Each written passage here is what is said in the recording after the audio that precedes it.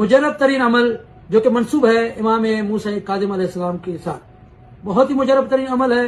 یہ کوئی لمبا چوڑا عمل نہیں ہے بلکہ ایک دن کا عمل ہے. وہ عمل کریں گے، جو بھی حاجت ہو آپ کی حاجت روائی ہوگی، جو مشکل ہو مشکل آسان ہوگی، جو پریشانی ہے وہ پریشانی دور ہو جائے گی. رزق میں تنگی ہے وہ آپ کے رزق میں برکت ہوگی. کوئی بے اولاد ہے اس کو اولاد مل جائے گی. جس کو اولاد نرینہ نہیں ہے اس کو اولاد نرینہ مل جائے گی. جو کہ بیمار ہے اس کو صحت ملے گی. جو جیل میں قید ہے وہ رہا ہوگا. جو بھی مشکلات میں ان کی مشکلات آسان ہوگی.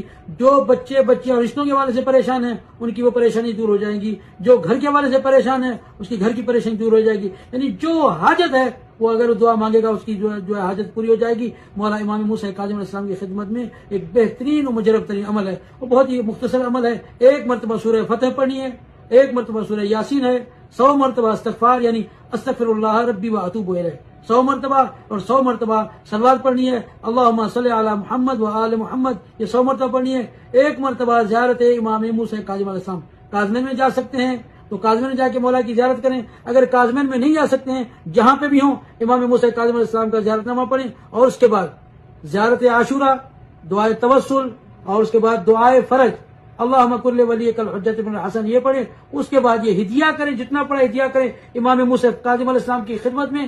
اور پھر دعا کریں، مولا اب ہماری یہ حاجت ہے، یہ پریشانی، یہ مشکل ہے، یا اللہ امام موسیٰ کاظم علیہ السلام کے صدقے میں ہماری مشکل کو دور کریں، ہماری حاجت روائی کریں. یقین جانے کہ جس دن آپ عمل کریں گے اسی دن آپ کا وہ عمل مکمل ہوگا، آپ کی پریشانی دور ہوگی. بہتر یہی ہے کہ روز شہادت امام موسیٰ کاظم علیہ السلام یہ عمل کریں گے، آپ کی حاجت روائی ہوگی، آپ کی پریشانی دور ہوگی، مشکلات آسان ہوگی، رزق میں برکت ہوگی. حاجت جو ہے کہ جو بھی مشکل ہے وہ دور ہو جائے گی انشاءاللہ تعالی. جو حاجت ہے آپ کی، مجھے نہیں معلوم کسی کی کیا حاجت ہے، جو ذہن میں ہوگی وہ ذہن میں رکھ کے اگر آپ یہ عمل کریں گے انشاءاللہ تعالی آپ کی وہ دعا پوری ہو جائے گی. والسلام علیکم ورحمۃ اللہ وبرکاتہ.